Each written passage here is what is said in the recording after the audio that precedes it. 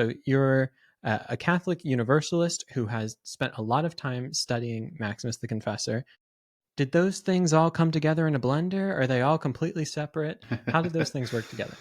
So I guess there's two ways to answer the question. One would be to say like how do they come together for me, and then the other another way to answer the question would be like can somebody that's not me sort of disentangle them?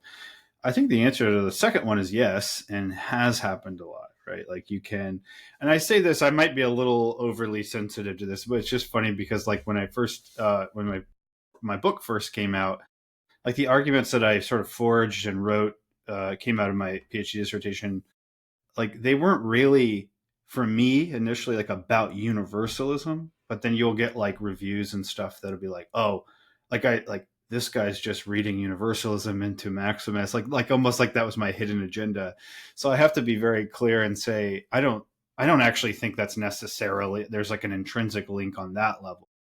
However, for me personally, I do they do come together. Um, I was already a Universalist prior to really getting serious about studying Maximus, and in fact, I went into studying Maximus more or less under the impression that Hansworth von Balthasar was maybe right, or this other scholar called Father Brian Daly.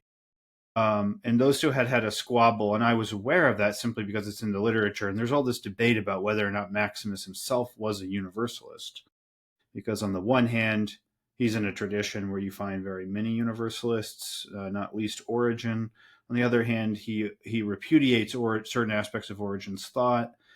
And then by the time Maximus is living, it's more or less, it's pretty controversial to sound certain ways and on certain themes.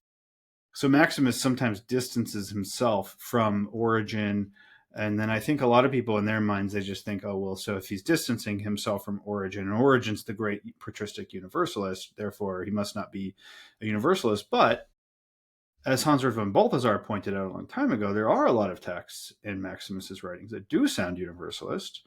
And then he has this specific argument too about these sets of texts where Maximus will say, like, say he's interpreting scripture, he will say something like, I know of another possible interpretation, but we must pass over it in holy silence. And what Balthasar showed was on some of those very same passages where prior figures, whether St. Gregory of Nyssa or Origen had commented, or maybe Evagrius, where they didn't keep that silence, it was usually a universalist sort of interpretation. So his whole argument was sort of that Maximus probably was a universalist, but was not explicit about it. So when I started studying Maximus, I basically took that as probable, like that thesis. So for me, Maximus, prior to even really becoming serious about studying him, I had him in the category of either a universalist but quiet about it, or maybe not a universalist, or like almost but not quite. So I didn't. So my point is, I just didn't have a dog in the fight exegetically to say like I need to make Saint Maximus just like me on universalism. I don't think that's what theology is. I don't think that's what tradition really is. And I think most people that kind of stick in those abstract registers of the fathers say this or the tradition says that usually are concealing quite a bit of difficulties, ambiguities, and generative tensions that if you're serious about theology, you should actually want to bring out. So I don't need Maximus to be just like me on everything. For example, some of the remarks he makes about, say, the Jewish people, I don't agree with. So I'm not. So I don't read the church fathers or the tradition in that way.